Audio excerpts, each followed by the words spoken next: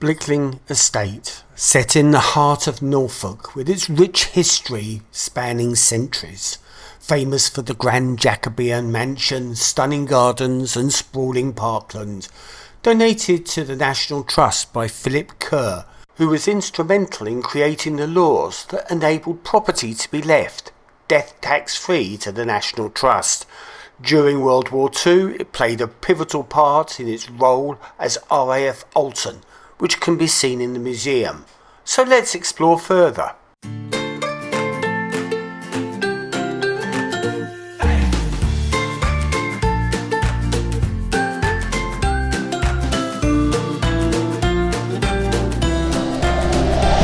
Good morning and welcome to a new day, and you join us at our Airbnb.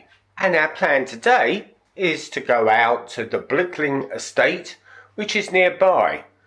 This estate has something in the region of 5,000 acres of grounds, which is set to Parkland. I think there's some 4 car parks that you can park your car in, depending upon the location that you're going to. And it has gardens, I think about 55 acres of gardens. It was supposedly the home of Anne Boleyn, and the house is supposed to be very pretentious, very large, quite an imposing property, Jacobean, and we will see that and let you guys know. So come along with us. Joanne's just getting ready, and then we're planning to get on our way.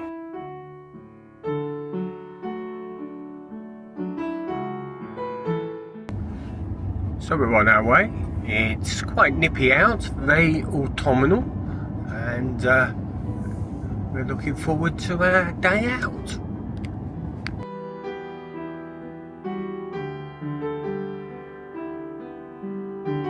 Blickling Hall is about 10 minutes from our Airbnb, and to get there we have to go through Aylsham, and it's just out the other side.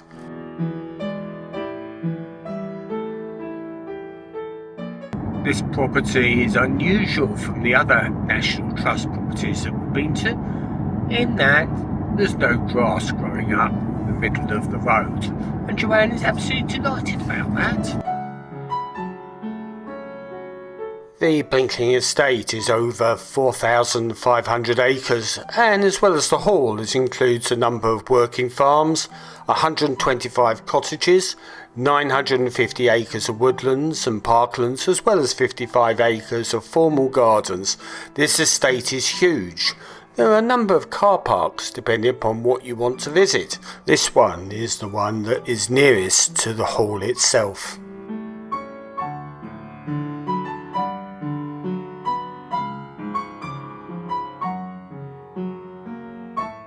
The visitor centre is at one end of the car park, en route to the hall.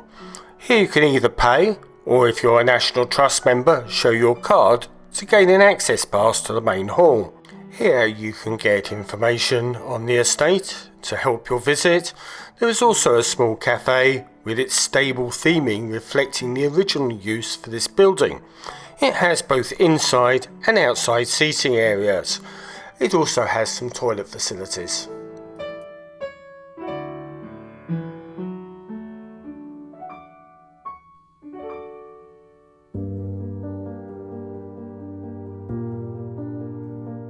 And this delightful pub is the Bucks Arms, which we will come back to later when we return en route from the hall and decide to have some lunch. Lovely looking pub though, very traditional. The walk from the main car park to the hall was between 5 and 10 minutes. It was a delightful session, mainly because of the way that the sunlight sparkled through the trees as we walked along. The walk from the car park, the hall is hidden from sight behind a wall and a hedge, and as we rounded the corner we got our glimpses of the awe-inspiring grandeur that is Blickling Hall. We couldn't wait to explore further.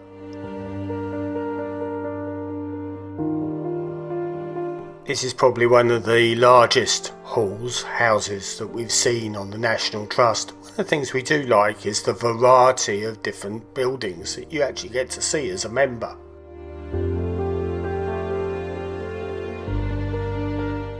Oh, lots of plants for sale over here, my favourite bit.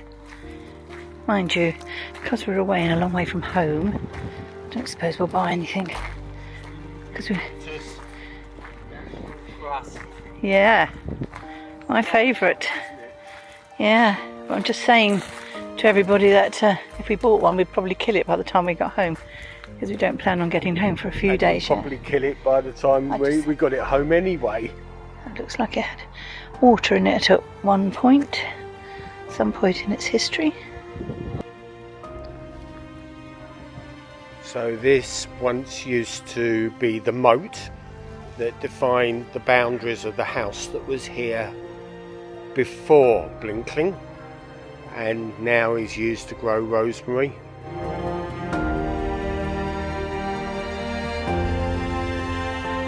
As is usual, we got here before the hall opened, which gave us a superb opportunity to look at the shop and see what there was there.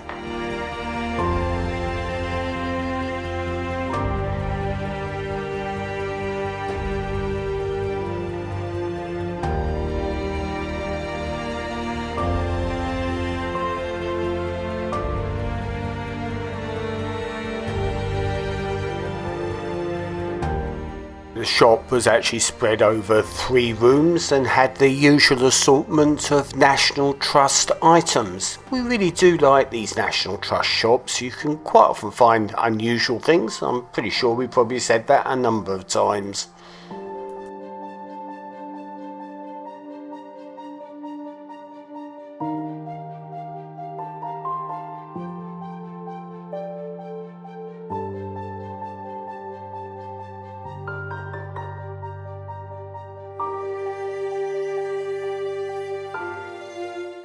I like this one.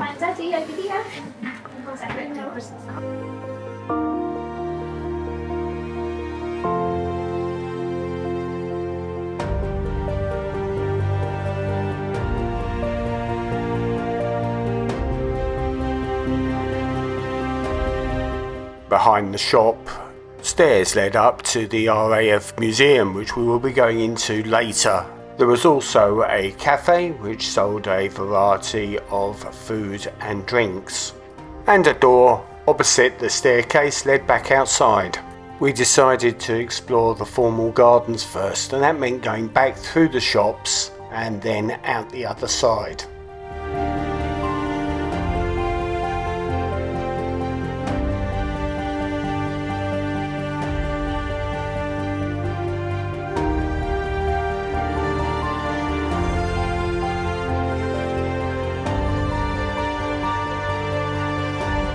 Aren't the hedges lively?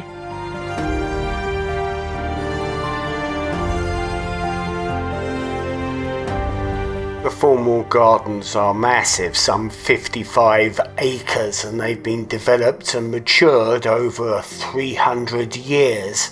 They're tended by the Blickling gardeners, and we actually met up with one of them as they went around their annual task of pruning the yew hedge that surrounds the gardens.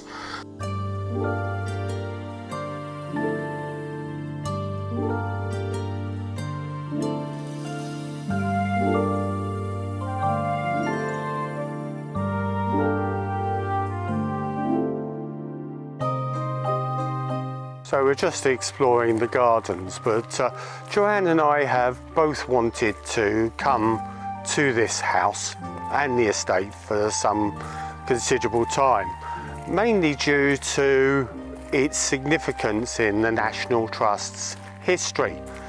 This house back in the early 1900s used to be owned by Philip Kerr.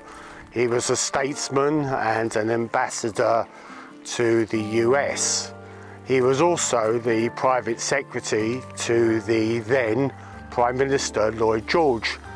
If it hadn't been for Philip Kerr being instrumental in establishing the 1937 National Trust Act, where estate owners could leave their houses to the National Trust free of death duty, then we would not have this facility available to us today.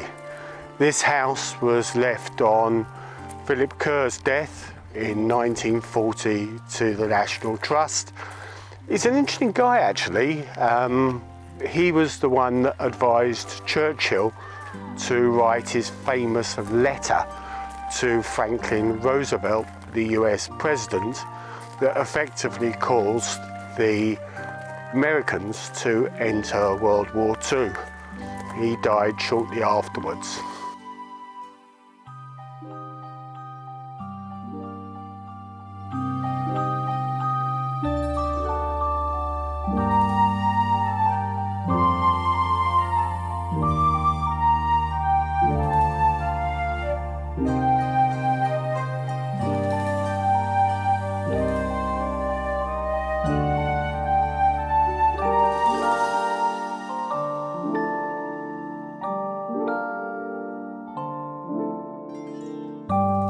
This is interesting. So by standing on the centre, I'm actually showing the time, which is just about 11:15, on the marker stones that are around the edge of this spot. I'm my own sundial. Some ominous clouds up there, look at them.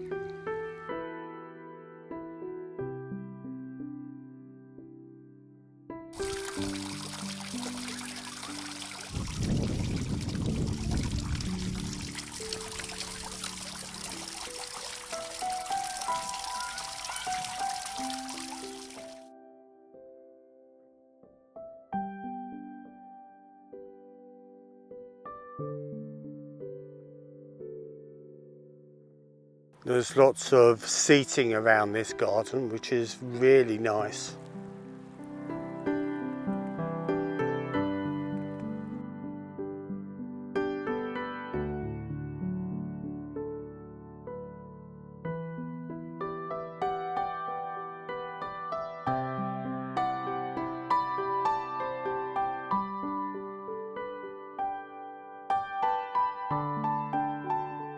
This part of the garden is split between the bottom terrace and the top terrace, and on the top terrace there's a path that leads through to the temple, which you can see in the distance.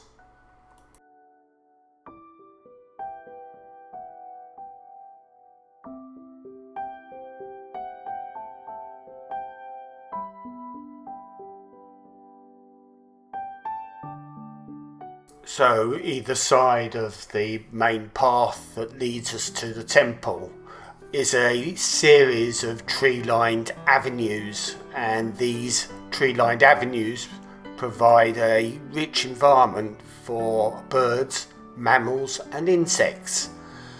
These avenues themselves got absolutely decimated in 1987, and some temporary works had to be put in place where cherry laurel was planted. This was a temporary stage, and they're now still working on reinstating them back to how they should be.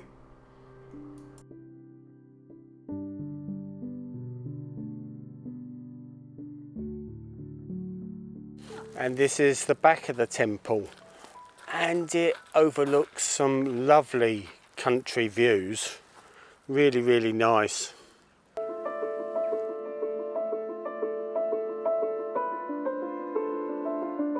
And there we have the inside of the temple. You can't go in, but it just seems to be a fairly basic room anyway.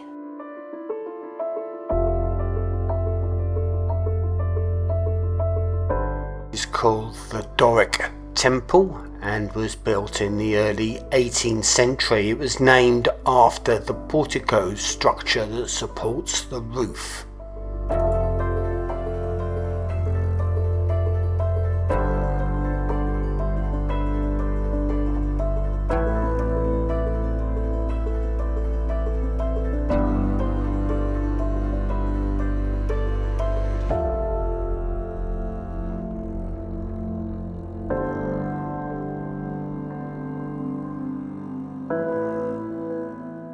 So we made our way back to the hall, and just behind the hall there's another set of formal gardens, and this one includes a lake.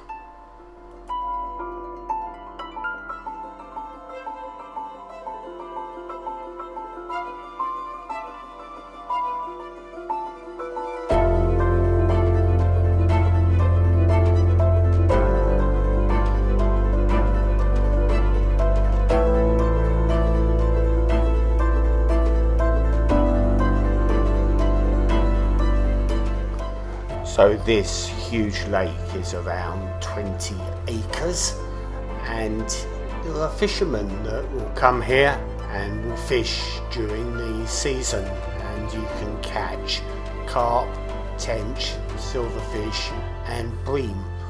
And whilst the bream fishing isn't supposed to be as good as it was, it is actually getting better and it's starting to come back into its own. But this is not an easy lake to fish.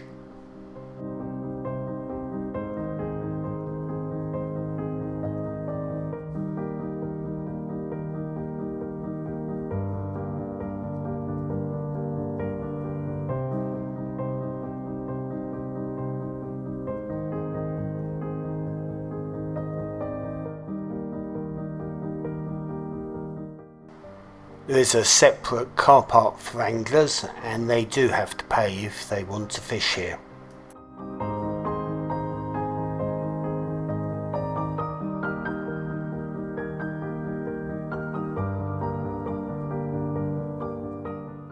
Croquet, dreamed up in 1859, and it became extremely popular in 1860, and that coincided with the invention of the cylinder lawnmower. That enabled an absolutely flat lawn, which was essential for a good game of croquet.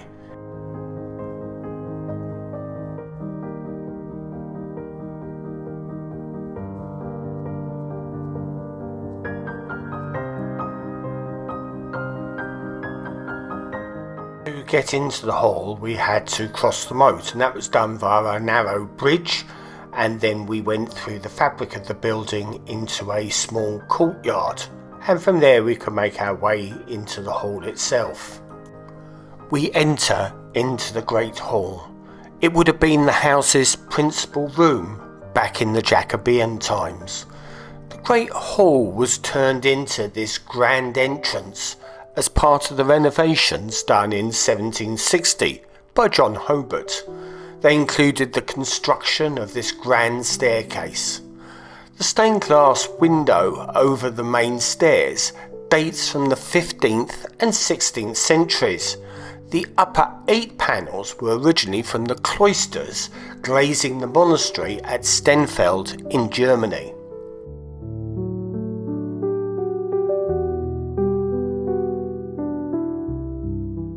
So we're now in the Brown Room, which was originally a chapel, but it was transformed into a drawing room in the 19th century. Today it's presented in the style of the 1930s. In 2002, after a leak from the attic caused damage to the plasterboard on the original ceiling, remedial work uncovered this extremely ornate ceiling that was concealed underneath. It is painted canvas stuck on the ceiling and was restored at a cost of £25,000.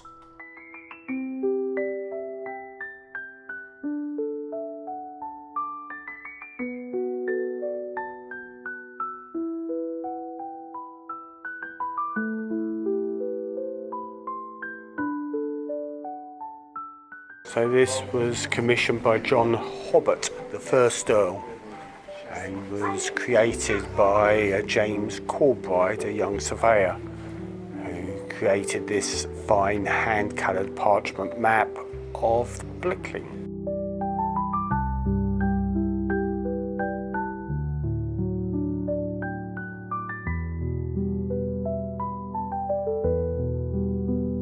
This is the dining room, originally the private family parlour where family meals were taken, games were played and conversations had. In 1765, this room was converted into the grand dining room you see here. The chestnut panel was added to enhance the original Jacobean Gothic design, although it would have been much lighter in colour then. The great marble fireplace and overmantel showing the Hobart arms was original to the room from 1627. I think that's Philip Kerr. The dining table dates from around 1765, whilst the walnut high-back dining chairs are from the 1930s, but in a 17th century style. Imagine owning a house like this. This room dates back to the late 1600s, originally serving as a high-status parlour. The panelling is the oldest in the house and reflects its historic significance. In 1864, it was converted into a full serving room that you see today, with the addition of the staircase and basement tunnel, along with the installation of a sink, dresser and hot cabinet.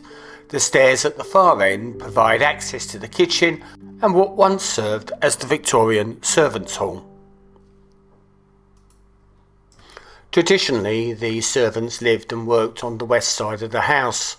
They dined in the servants' hall, and that is now the kitchen, and they slept in the attic rooms. Some families dedicated generations to serving here and continue to work for the National Trust today. Philip Kerr, who was the last owner of Blickling Hall, his butler was a guy called Edward Dunning, and his focus was to ensure the smooth running of the house, making sure that a great level of service was provided at all times. It was Philip Kerr who actually decided to move the kitchen from the west wing to the current location in the 1930s.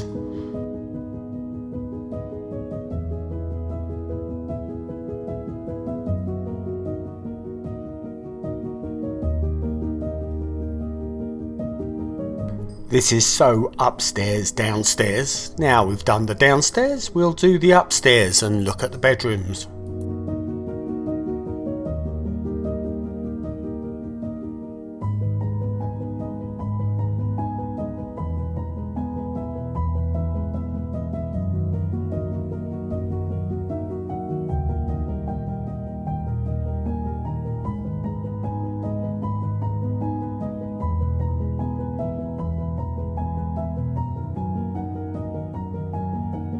This is one of the Lothian row rooms. In the 1850s, the Marquess of Lothian gave this corridor its name by assigning each room a letter from his title, Lothian. He was just copying a previous practice that was used by the second Earl with the name Buckingham for the rooms in the corridor on the floors above. So this is known as the O bedroom. Very catchy. And we're now on top of the Great Hall, looking down, and the sunlight here was absolutely gorgeous.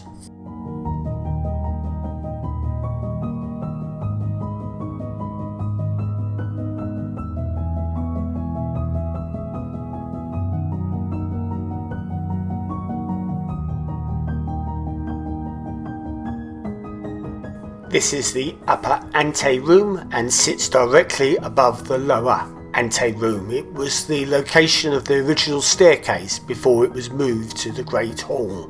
This room houses a remarkable collection of mortlake tapestries, some of the finest examples of tapestry weaving from the 17th century.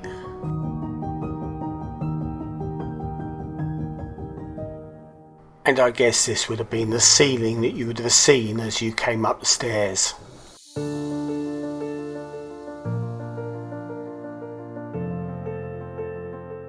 We enter from the south end of the long gallery. The first impression is that it certainly lives up to its name, somewhat resembling a corridor at around 123 feet in length. The second impression is what an awe-inspiring, highly detailed, high relief and flamboyant ceiling it has. The plasterwork here was created by Edward Stannyan in the 1620s. This room was originally used for entertainment and exercise. These days, and since 1745, it's been used as a library. It holds a nationally important collection of books used for academic research, Numbering around 12,500 books, it's by far the biggest book collection cared for by the National Trust.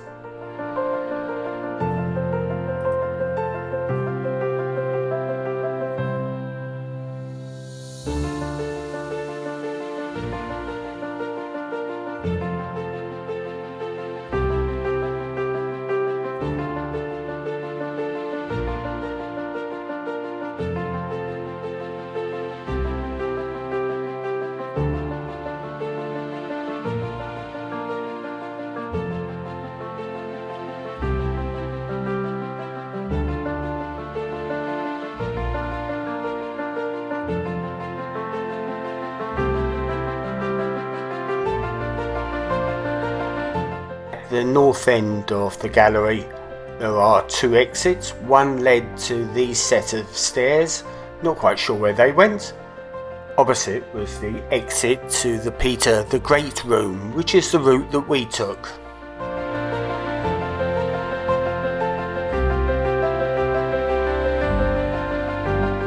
This room was designed and named around a tapestry that was presented in 1765 to John Hobart by Catherine II of Russia. It was to mark his tenure as the English ambassador to Russia.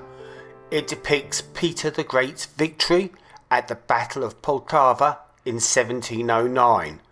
That battle was the turning point in the Great Northern War between the Russian Empire and Sweden for control of the Baltic Sea. Next door in the state bedroom, another memento of John Hobart's time as an ambassador to Russia, the state bed. In the 18th century, every British ambassador was supplied by government with a state canopy. On his return to Blickling, John Hobart repurposed that canopy to create the state bed, together with other earlier fabrics. Pest damage and light exposure have left the fabric of the state bed weak and splitting, and as if that was not enough, water damage has caused staining and mould growth. Since 2022, it's been subject to a conservation programme. Why don't I get something to eat? It's 25 to 1.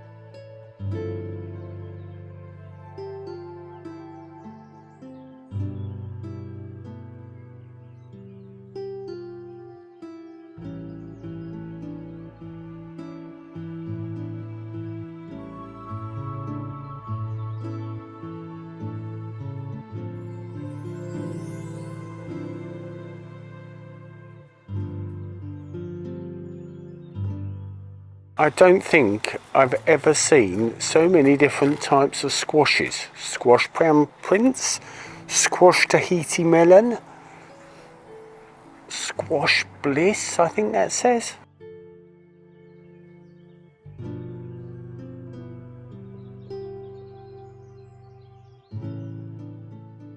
For over 400 years this walled garden fed and sustained the many families who lived and worked on this sprawling estate.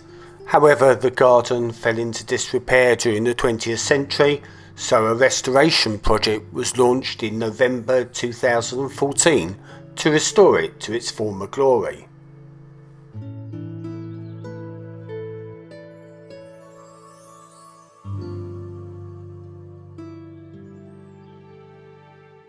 And here is the apple orchard.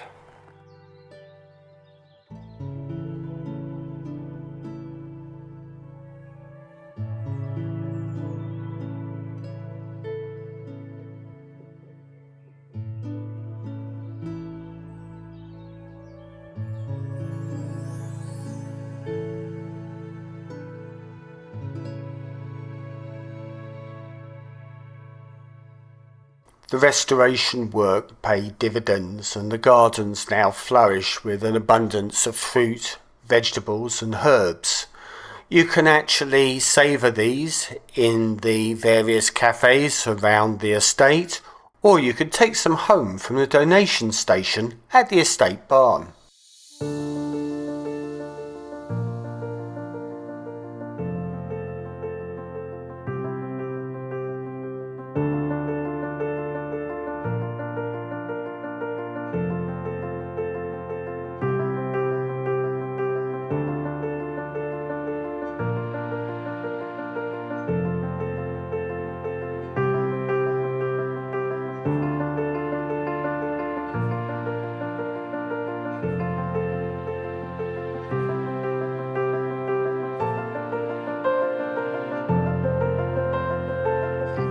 So in this lot we've seen sweet corn, we've seen kale, we've seen varieties of potatoes, runner beans, sweet peas, loads of stuff.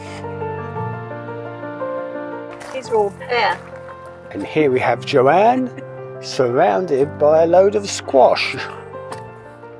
At this stage we still hadn't eaten and we were trying to work out where we would go for a bite to eat.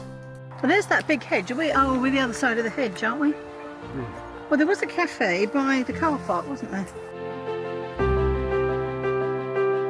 Anyway, we spotted a quick route out of the walled garden. Down the far end there was a gate, and through there was actually the way that we'd come in. But when we got there we actually found the gate was locked, so we had to double back and work out a different route to get back to the car.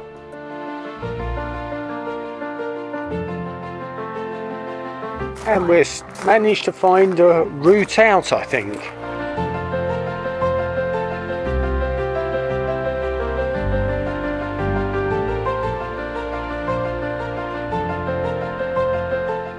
As we were going, we remembered the RAF Museum. By now, Joanne was feeling a little bit tired, so she decided that she'd take a seat, and I went up and explored it on my own.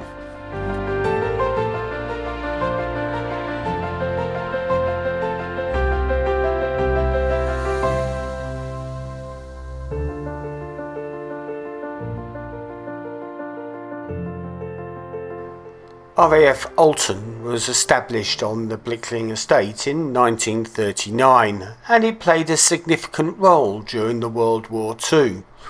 The aircraft that operated from this airfield included the Blenheim medium bombers and the renowned Fortress heavy bombers. During this time, the hall and also the surrounding estate were requisitioned for military use.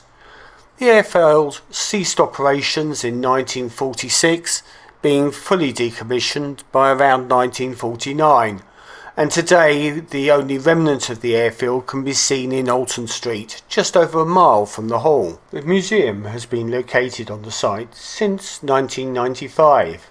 It's situated in the building that once housed the accommodation for senior aircrew and wing sergeants. This can be evidenced by both the historical records and the graffiti that they left behind. The museum features a growing collection of artefacts and documents which have been donated by the families of those who served here. It also preserves the personal stories of the servicemen and women who were stationed here, providing a poignant connection to the airfield's history.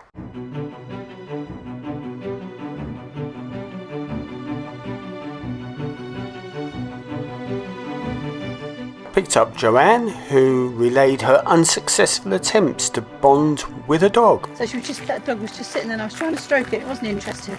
Just waiting for the man to come back. So we decided to make our way back to the Bucks Arms, having not really fancied anything in the cafe, and we thought we'd try out the pub and see what that had to offer. Hello. We quickly got seated and were soon tucking into some very good portions and lovely food. Fish pie. Oh gosh, this smells. That's huge. Nice. Very nice. I think this was probably the largest and most pretentious house that we've seen on the National Trust. But really nice, enjoyed it.